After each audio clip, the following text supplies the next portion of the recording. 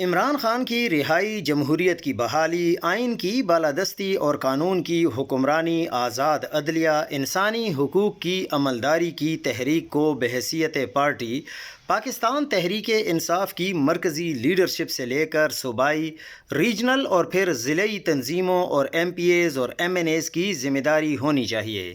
جہاں تک میری سمجھ ہے، ایک سیاسی کارکن کے ناطے تحریکیں پارٹی چلاتی ہیں۔ عبوری چیئرمین سے لے کر ہر سطح کے پارٹی عہدیداروں کو یہ ذمہ داری لینی بھی چاہیے۔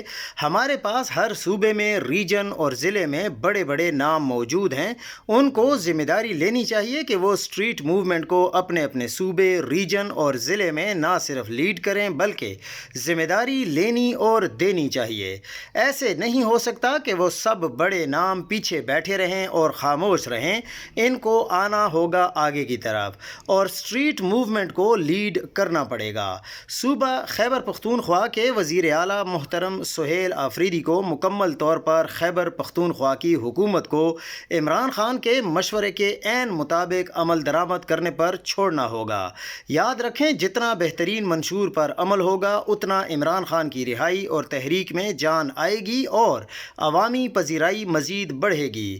اس وقت صوبہ خیبر پختونخوا میں اسٹیبلشمنٹ اپنا بھرپور زور لگا رہی ہے کہ پاکستان تحریک انصاف کی حکومت اور وزیر اعلیٰ خیبر پختونخوا کو ناکام کیا جائے، بدنام کیا جائے، جس کا مظاہرہ وزیر اعلیٰ سہیل آفریدی کے خلاف جو پریس کانفرنس کی گئی ہے وہ ہر مہینے کی جاتی ہے، ہرزہ سرائی کی جاتی ہے اور اس سے کوئی فائدہ نہیں ہوگا پی ٹی آئی کو۔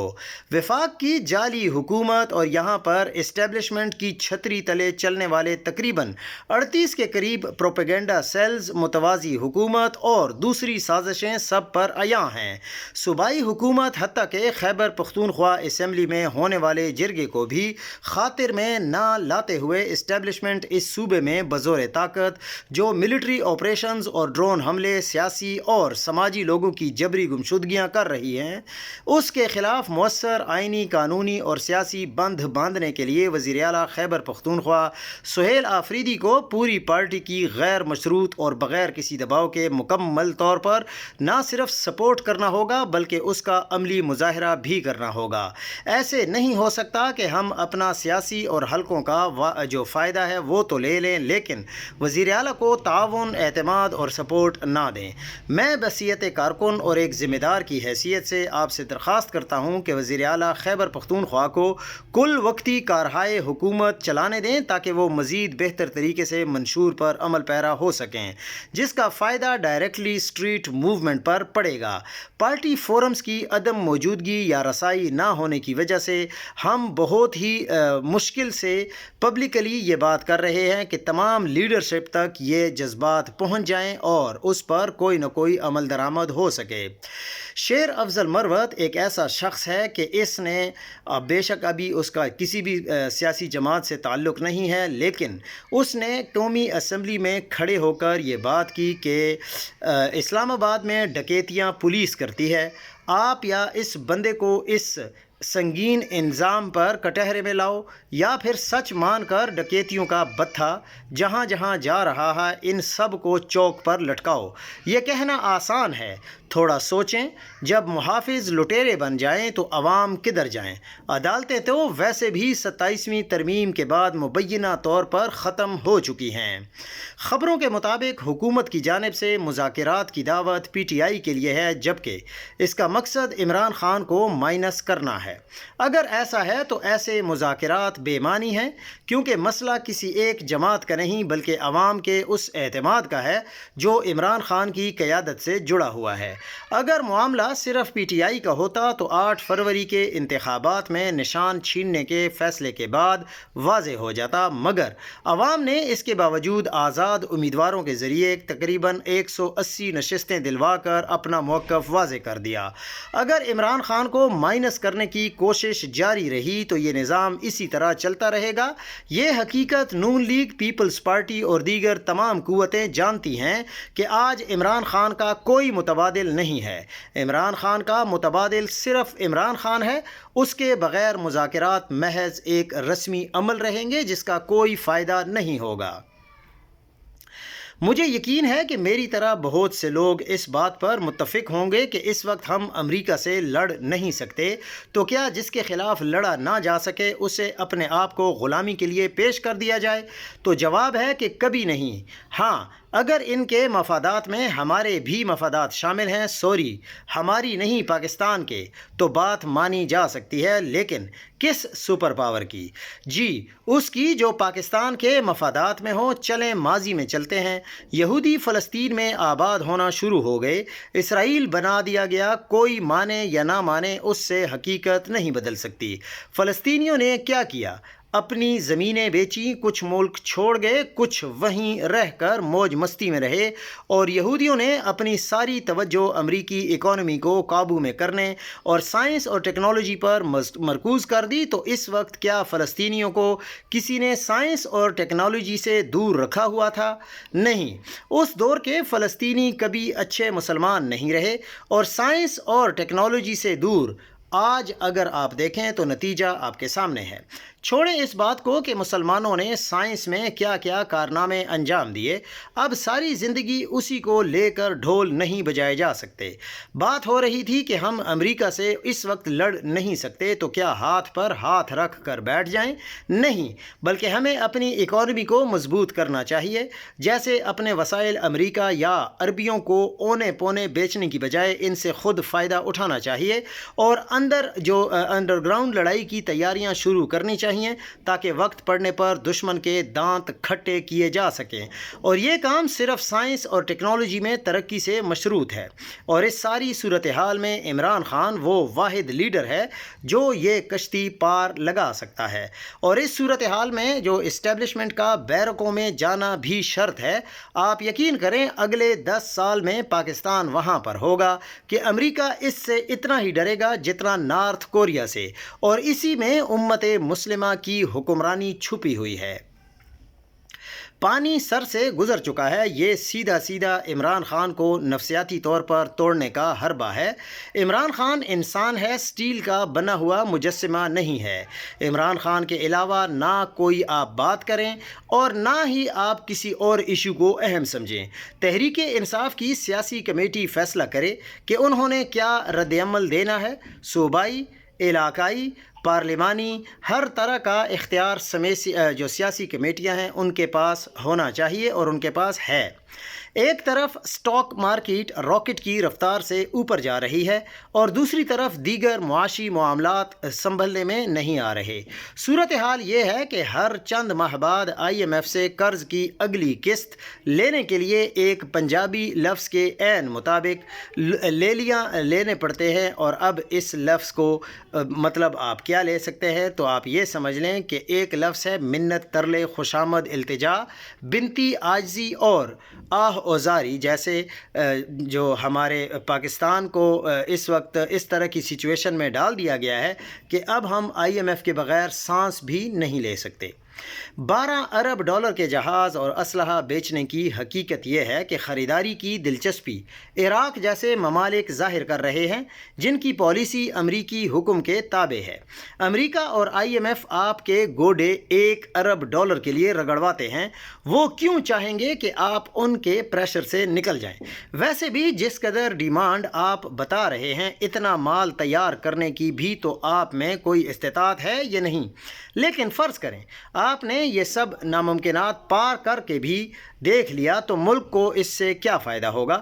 ہمیں تو آج تک یہ بھی پتہ نہیں چلا کہ قطر فٹ بال کپ سیکیورٹی کے 2 ارب ڈالر اور یوکرین کو MLRs آپ نے بیچے تھے، اس کے ملنے والے پیسے کہاں گئے ہیں؟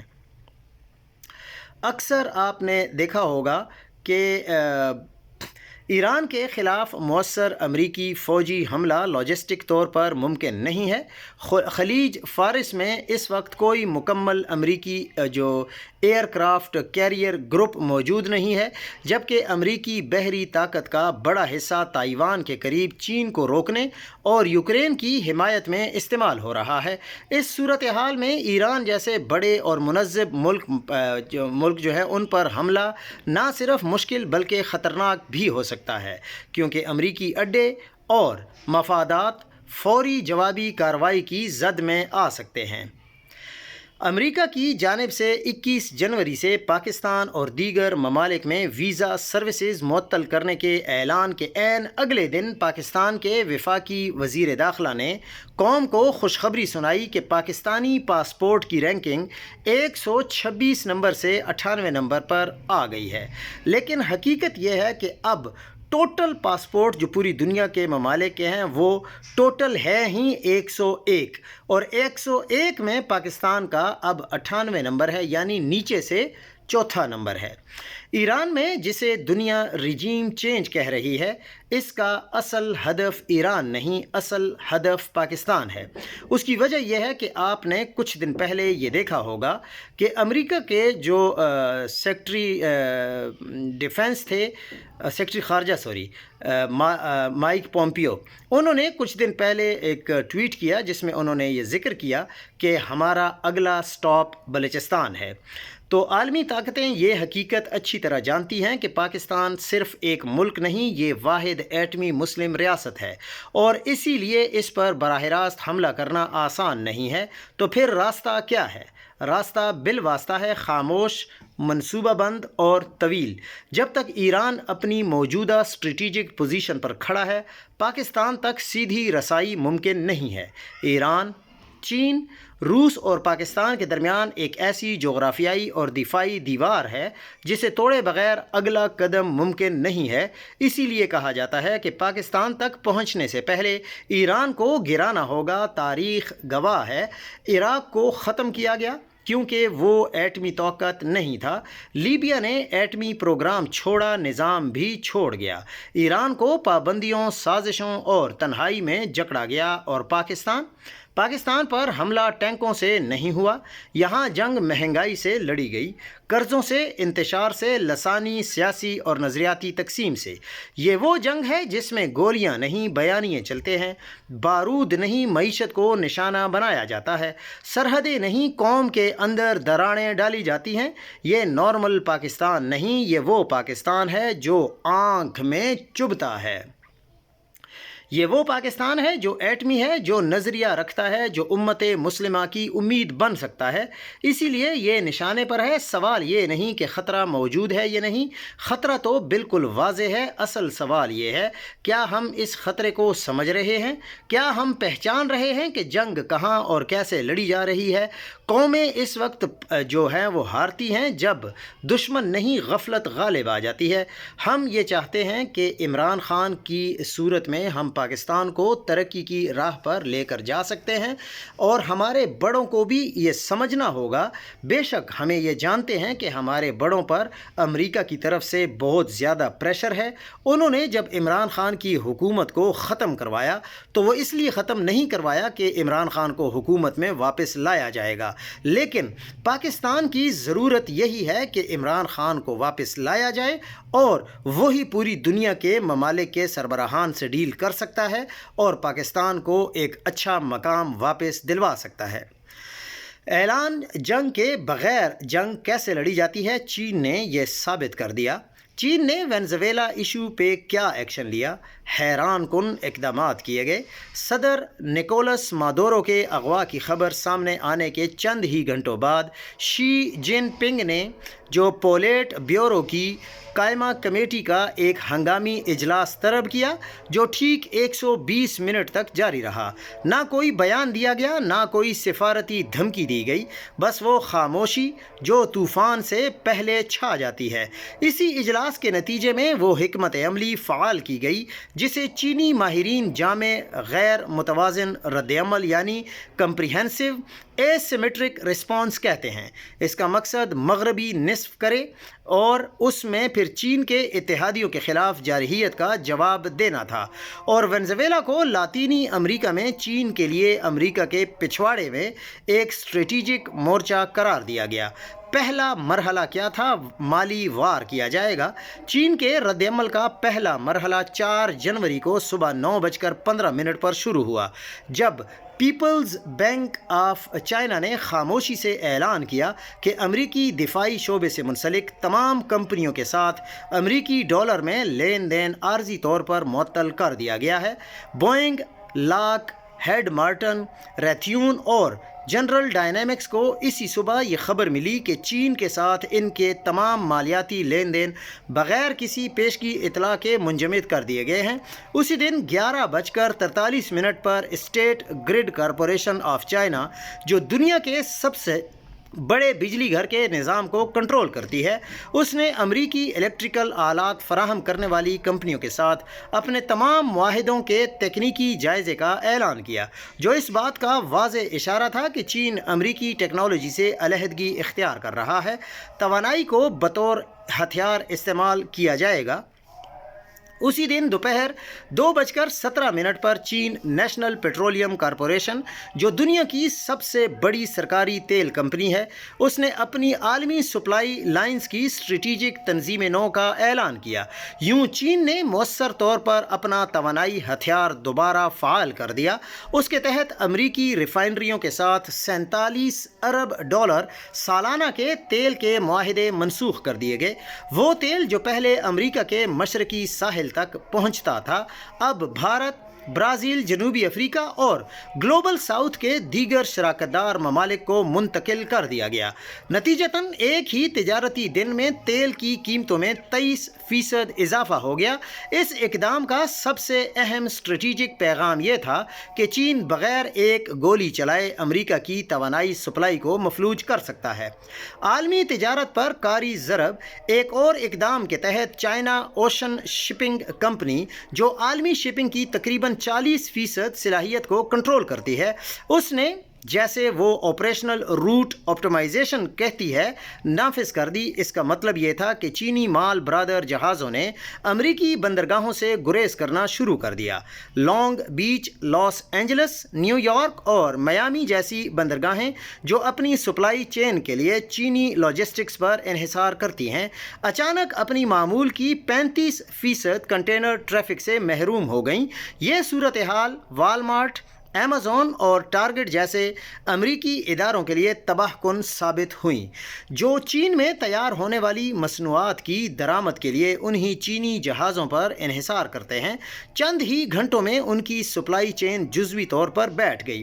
ان تمام اقدامات کا سب سے چونکا دینے والا پہلو یہ تھا کہ انہیں بیک وقت نافذ کیا گیا، جس سے ایک ایسا سلسلہ وار اثر پیدا ہوا جس نے معاشی نقصان کو کئی گنا بڑھا دیا۔ یہ بتدریج دباؤ نہیں بلکہ ایک نظامی جھٹکا تھا، جس کا مقصد امریکہ کی جوابی صلاحیت کو مفلوج کرنا تھا۔ گلوبل ساؤتھ کی متحرک صف بندی، امریکی حکومت ابھی اس صدمے سے سنبھلی بھی نہ تھی کہ چین نے ایک نیا مرحلہ شروع کر دیا، گلوبل ساؤتھ کو متحرک کرنا۔ اسی دن 4 جنوری کو شام 4:22 پر چینی وزیر خارجہ وانگ یی نے برازیل، بھارت، جنوبی افریقہ، ایران، ترکی، انڈونیشیا اور مزید 23 ممالک کو فوری ترجیحی تجارتی شرائط کی پیشکش کی، بشرطے کہ وہ اس وینزویلا حکومت کو تسلیم نہ کریں جو امریکہ کی مجرمانہ حمایت سے اقتدار میں آئے۔ 24 گھنٹوں سے بھی کم وقت میں 19 ممالک نے یہ پیشکش قبول کر لی۔ سب سے پہلے برازیل، پھر بھارت، جنوبی افریقہ اور میکسیکو نے حامی بھری۔ یہی کثیر قطبی دنیا کی عملی تصویر ہے جس نے معاشی مراعات کو ہتھیار بنا کر فوری طور پر ایک امریکی مخالف اتحاد تشکیل دے دیا۔ مالیاتی نظام پر فیصلہ کن ضرب اصل دھچکا 5 جنوری کو لگا، جب بیجنگ نے مالیاتی ہتھیار فعال کیا۔ چین کے cross border interbank payment system یعنی CIPS نے اعلان کیا کہ وہ اپنی آپریشنل صلاحیت میں توسیع کر رہا ہے تاکہ وہ واشنگٹن کے زیر کنٹرول سوئفٹ نظام کو بائی پاس کرنے والی کسی بھی عالمی لین دین کو سنبھال سکے۔ اسی طرح جب یہ بات آگے بڑھی تو اس کا مطلب یہ ہوا کہ چین نے دنیا کو مغربی مالیاتی نظام کا ایک مکمل متبادل فراہم کر دیا ہے۔ اب کوئی بھی ملک، کمپنی یا بینک جو امریکی مالیاتی ڈھانچے پر انحصار کے بغیر تجارت کرنا چاہے، چینی نظام استعمال کر سکتا ہے، جو 97% سستا اور زیادہ تیز ہے۔ رد عمل فوری اور وسیع تھا۔ پہلے 48 گھنٹوں میں 89 ارب ڈالر کے لین دین اس نظام کے ذریعے انجام پائے۔ 34 ممالک کے مرکزی بینکوں نے چینی نظام میں آپریٹنگ اکاؤنٹس کھول لیے، جو امریکی مالیاتی طاقت کے ایک بڑے ستون کی تیز رفتاری ڈی ڈالرائزیشن کی علامت ہے۔ ٹیکنالوجی پر کاری وار کر دیا گیا۔ ٹیکنالوجی کے محاذ پر چین، جو دنیا کی 60% نایاب زمینی دھاتوں یعنی ریئر ارتھس کی پیداوار کنٹرول کرتا ہے، جو سیمی کنڈکٹرز اور الیکٹرانک آلات کے لیے ناگزیر ہے، اس نے اعلان کیا کہ صدر نکولس مادورو کے اغوا کی حمایت کرنے والے ممالک کو ان دھاتوں کی برآمدات عارضی طور پر محدود کر دی جائیں گی۔ ایپل، مائیکروسافٹ، گوگل اور جو انٹیل ہیں سمیت تمام امریکی ٹیکنالوجی کمپنیاں جو اہم پرزہ کے لیے چینی سپلائی چین پر انحصار کرتی ہے، شدید تشویش میں مبتلا ہو گئیں، کیونکہ ان کے پیداواری نظام چند ہی ہفتوں میں مفلوج ہو سکتے ہیں۔ چین کا ہر اقدام امریکی سلطنت کے معاشی دل پر کاری ضرب تھا۔ چین نے وینزویلا کے لیے کیا کیا؟ یہ سوال حکومت کے دوست اور دشمن دونوں کرتے ہیں۔ مندرجہ بالا واقعات اس کا جواب ہیں۔ چین اعلان جنگ کے بغیر بھی جنگ لڑنا جانتا ہے اور جیتنا بھی جانتا ہے۔ امریکہ نے ایران کے اندر فسادات کو ہوا دینے کے لیے ایلن مسک کی جو سٹار لنک سیٹلائٹس کو سائبر واریئرز کے لیے انٹرنیٹ فراہم کرنے پر لگایا تھا، آسمان میں ہزاروں سیٹلائٹس بچھائے گئے، جیسے کسی نے زمین کے اوپر ایک ڈیجیٹل جال تان دیا ہو تاکہ ایران کے اندر بیٹھے لوگ براہ راست امریکی سرورز سے جڑ سکیں، اپنے نیٹ ورک کو بائی پاس کر کے ویڈیوز، پیغامات اور سائبر حملے جاری رکھ سکیں۔ ایران نے فوراً فریکوینسی جیم کی، سگنلز دبائے اور ان کو دبانے کی کوشش کی، الیکٹرانک وارفیئر متحرک کی، مگر پہلے 3 دن تک ساری کوششوں کے باوجود ایران صرف 20% سگنلز ہی جیم کر سکا۔ سٹار لنک کسی ہائیڈراکی کی طرح نہیں تھی، ایک لنک گرتا تو دوسرا کھڑا ہو جاتا۔ امریکی نیٹ ورک بدستور چلتا رہا اور ایران کے اندر ڈیجیٹل محاذ گرم رہا۔ پھر اچانک کچھ ایسا ہوا جسے دنیا نے کھلی آنکھوں سے تو نہیں دیکھا، پردے کے پیچھے ایک نیا باب کھلا۔ ایک ایسی طاقت خاموشی سے میدان میں اتری جس نے فریکوینسیوں کا نقشہ پڑھا، سیٹلائٹ راستے ٹریس کیے اور الیکٹرانک وار کو ایک نئے درجے پر پہنچا دیا۔ کوئی اعلان نہیں ہوا، کوئی شور نہیں مچا، مگر آسمان میں کچھ بدل چکا تھا۔ اگلے ہی لمحے ایران میں صرف مقامی انٹرنیٹ ہی نہیں بلکہ ایلن مسک کی 8000 سٹار لنک سیٹلائٹس کے سگنلز بھی لڑکھڑانے لگے۔ وہ نیٹ ورک جو 3 دن تک ناقابل شکست دکھائی دے رہا تھا، اچانک اندھا ہونے لگا۔ لائیو کنیکشن ٹوٹ گئے، سائبر چینلز خاموش ہو گئے اور آسمان سے آنے والی ڈیجیٹل سپلائی کٹنے لگی۔ تب دنیا کو اندازہ ہوا کہ ایران اب صرف زمینی طاقت نہیں رہا، وہ اس مقام تک پہنچ چکا ہے جہاں وہ امریکی سیٹلائٹس سگنلز تک کو جیم کرنے کی صلاحیت رکھتا ہے۔ وہ بھی چند دنوں کے اندر۔ یہ کوئی معمولی واقعہ نہیں تھا، یہ ایک پیغام تھا کہ آنے والی جنگیں ٹینکوں اور میزائلوں سے نہیں بلکہ فریکوینسیوں، سیٹلائٹس اور ڈیجیٹل لہروں پر لڑی جائیں گی۔ اور اس جنگ میں کچھ طاقتیں ایسی بھی ہوتی ہیں جو نام لیے بغیر خاموشی سے ایران میں، جیسے دنیا رجیم چینج کہہ رہی تھی، اس کو انہوں نے پھر اصل میں ہدف ایران کو نہیں رکھا تھا بلکہ انہوں نے اصل ہدف پاکستان کو رکھا تھا، لیکن پاکستان پہ چونکہ ڈائریکٹلی حملہ پاسبل نہیں ہے، تو بات یہ ہے کہ نہ سیلیوٹ کام آتے ہیں، نہ ہی دنیا 8 جہاز گرانے کا کریڈٹ دیتی ہے، نہ ہی امریکی صدر کو نوبل پرائز کی سفارش کام آتی ہے، بلکہ پاکستان دنیا کے غریب ترین 75 ممالک کی صف میں شامل امریکہ کی ویزا کی پابندی کا شکار ہوا۔ امریکہ نے انڈیا کے شہریوں پر پابندی نہیں لگائی، حالانکہ پریزیڈنٹ ٹرمپ نے لوڈیاں ڈال ڈال کر گھنگرو توڑ دینے تھے، اور انہوں نے یہ بار بار کہا تھا، ہر روز انڈیا کو بے عزت کرتا تھا کہ پاکستان نے تمہارے ساتھ نہیں 8 جہاز گرائے ہیں۔ اگر آپ کی معیشت کمزور ہے تو یقین مانیں دنیا میں آپ کی کوئی عزت نہیں ہے۔ اپنی معیشت مضبوط کریں، اپنی ایکسپورٹس بڑھائیں، دنیا میں اپنا مقام بنائیں۔ کسی کی خوشامد کرنے یا اپنی سرزمین سے غداری کرنے سے ذلت کے سوا کچھ بھی حاصل نہیں ہوتا۔ ہمیں وزیر اعلیٰ خیبر پختونخوا کو یہ بتانا چاہیے کہ وادی تیرا ان لاکھوں لوگوں تک ابھی تک نہیں پہنچے جنہیں بے گھر کیا جا رہا ہے، اڈیالہ جیل ہفتوں سے نہیں پہنچے جہاں عمران خان قید تنہائی کا شکار ہے، لیکن ہفتے میں دوسری دفعہ کراچی ضرور پہنچ گئے ہیں، اگرچہ وہاں ایک کارکن کی تعزیت کے لیے جانا ایک خوشائند عمل ہے۔ سہیل آفریدی نے جلسوں، ریلیوں اور موبلائزیشن کے جس سلسلے کا آغاز کیا ہے یہ خوشائند ہے۔ عوام کو گھروں سے نکالنے کے لیے اسی قسم کی تحریک کی ضرورت ہوتی ہے۔ سب سے پہلے لوگوں کو گھروں سے نکلنے کی عادت ڈالی جاتی ہے، اس کے ساتھ ساتھ جس لہجے اور جس زبان کے ساتھ ہمارے بڑے صاحبان جھوٹ بولتے ہیں اسی زبان میں سہیل آفریدی اسے لاجواب کرتے ہیں، یہ بھی خوش آئند ہے۔ لیکن بہت سے پہلو ایسے ہیں جہاں سہیل آفریدی کچھ واضح سائیڈ نہیں لے پا رہے، اسی وجہ سے ان پر کچھ لوگ دبے دبے الفاظ میں تنقید کرتے ہیں، سب کا ذکر کرنے کی کوشش کرتے ہیں، لہٰذا فردن فردن دہرانے کی ضرورت نہیں ہے۔ عمران خان کی جو قید تنہائی ہے وہ طویل ہوتی جا رہی ہے، جس کی وجہ سے عوام میں بے چینی میں اضافہ ہو رہا ہے۔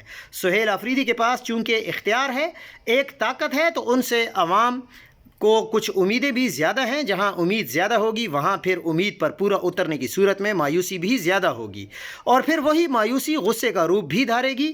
ہم لاکھ کوشش کر لیں، عوام غیظ و غضب کا شکار ہو کر بھرپور تنقید اور پھر گالم گلوچ اور تضحیک پر اتر آتے ہیں۔ ہم یہ کہنا چاہتے ہیں کہ سہیل آفریدی سے توقعات اور ان کے اقدامات میں فاصلہ بڑھ رہا ہے، اگرچہ یہاں بہت سارے لوگ یہ حقیقت بھی نہیں جانتے کہ پختونخوا حکومت بھی ایک مکمل آزاد اور با اختیار حکومت نہیں ہے۔ اس کی مشینری میں جگہ جگہ روڑے اٹکانے والے ہمارے بڑے صاحبان موجود ہیں، لیکن عوام کو یہ سب سمجھ نہیں آئے گی۔ عمران خان کی قید تنہائی اور پختونخوا میں ہونے والے جو آپریشن ہیں، ہماری ناقص رائے کے مطابق وزیر اعلیٰ پختونخوا کے لیے اس سے زیادہ اہم ایجنڈا اور کچھ نہیں ہے کہ اس آپریشن کے بارے میں کچھ کیا جائے۔ ایران تو بالکل چھا گیا ہے اور امریکہ کو بھگانے میں کامیاب ہو گیا ہے۔ کمال ہے ایران کی پہلی جنگ کے بعد اب دوسری ممکنہ جنگ اور ٹرمپ کی دھمکیوں کے زیر اثر حالات میں بھی میری ساری پیشن گوئیاں درست ثابت ہو رہی ہیں۔ امریکہ کی رجیم چینج کی کوشش ناکام ہوئی، امریکہ کو ایران میں اعلیٰ عہدوں پر کوئی غدار نہیں ملا اور عوام میں چند ہزار ایجنٹ ملے جو پکڑے گئے اور اب پھانسی چڑھنے والے ہیں۔ امریکہ کا ایران پر حملہ موجودہ حالات میں ممکن نہیں ہے۔ چین اور روس پوری طرح ایران کے پیچھے آ گئے۔ امریکہ کا star link satellite internet Iran نے دوستوں کے تعاون سے جیم کر دیا۔ ایران کی عوام نے رجیم چینج کو مسترد کر دیا، لیکن ہم ایران کو کچھ تجاویز ضرور دینا چاہتے ہیں کہ ایران کو اپنی معاشی پالیسی پر نظر ثانی کی ضرورت ہے۔ سیاسی نظام میں عوام کو جو مزید آزادی دینی چاہیے۔ ایران کو چین، روس اور دیگر جو برکس ممالک کے ذریعے جلد از جلد ڈالر سے ڈی لنک کرنا ہوگا اور نیٹو کی طرز پر فوجی اتحاد بنانا ہوگا۔ جس دن امریکہ گرین لینڈ کا قبضہ کرے اسی دن چین کو تائیوان پر قبضہ کر لینا چاہیے اور روس کو یوکرین پر مکمل قبضہ کرنا چاہیے، جبکہ ایران کو ایٹمی دھماکہ کر دینا چاہیے۔ ایسی ٹائمنگ زبردست ہے، اسی دن ٹرمپ کو امریکی گوربا جو چورپ کا لقب ثابت ہو جائے گا جو ہم نے ٹرمپ کے لیے دنیا میں سب سے پہلے ایجاد کیا تھا، اور انشاءاللہ دنیا ہمارے اس استعارے کو استعمال کرے گی۔ صورتحال دلچسپ ہے اور ہم آپ کو یہ کہنا چاہتے ہیں کہ ہماری باتوں کو جو اگر آپ کو پسند آتی ہیں تو ضرور آگے شیئر بھی کیا کریں اور لوگوں تک پہنچایا بھی کریں، تاکہ اس سے ہماری باتوں کا پوری دنیا کو اور پاکستانی عوام کو پتہ چلتا رہے۔ رانا ثناء اللہ نے کہا کہ عمران خان ملک کے خلاف باتیں نہ کریں اور ادارے کے سربراہوں کو گالیاں نہ دیں، تو سیاست پر بات کرنے سے کس نے روکا ہے؟ یہ آن ریکارڈ ہے کہ عمران خان پاکستان کے خلاف بات کرتے ہیں۔ ہم آپ کو اس کا جو ثبوت ہے وہ بھی مہیا کر سکتے ہیں۔ یہ انہوں نے حامد میر صاحب کو کہا ہے اور پھر یہ بھی کہا ہے کہ آپ وہ باتیں اپنے چینل پر لائیو چلا نہیں سکیں گے، لیکن ہم رانا ثناء اللہ کی کچھ درستگی چاہتے ہیں۔ عمران خان نے طاقتور شخصیات کے خلاف بیانات کب سے دینا شروع کیے؟ اس کی وجوہات ڈھونڈ لیں، تو وہ وجوہات دور کر دیں۔ میرے خیال میں عمران خان کے بیانات بند ہو جائیں گے۔ عمران خان پہلے روز سے تو ایسے بیانات نہیں دے رہے، کچھ ایسے حالات پیدا ہوئے جس کے بعد یہ سخت بیانات آنا شروع ہوئے تھے۔ عمران خان کو قید تنہائی میں ڈال دیا گیا، اسے توڑنے کے لیے بیوی کے خلاف جھوٹے مقدمات بنائے گئے۔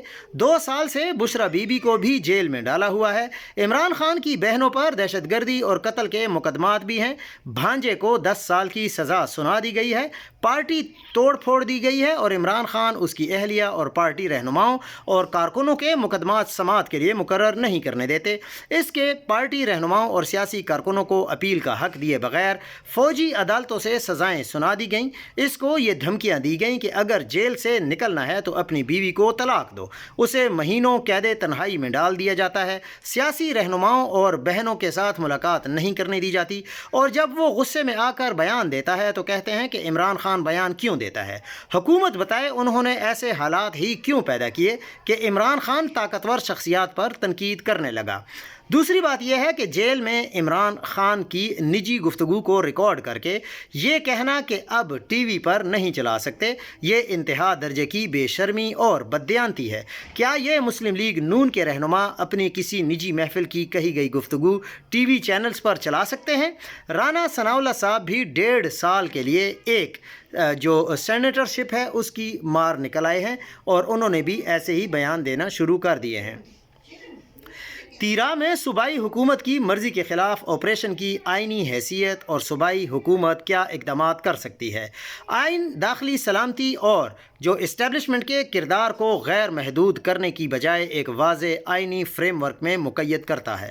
آئین کے تحت اسٹیبلشمنٹ کا اندرون ملک کردار بنیادی طور پر آرٹیکل 245 سے جڑا ہوا ہے، جس کا عنوان ہے armed forces in aid of civil power, یعنی اسٹیبلشمنٹ سول حکومت کی مدد کے لیے بلائی جاتی ہے، نہ کہ سول حکومت کی جگہ لینے کے لیے۔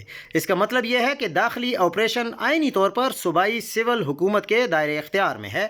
پولیس، ضلعی انتظامیہ، امن و امان اور داخلی سلامتی بنیادی طور پر صوبائی سبجیکٹس ہیں۔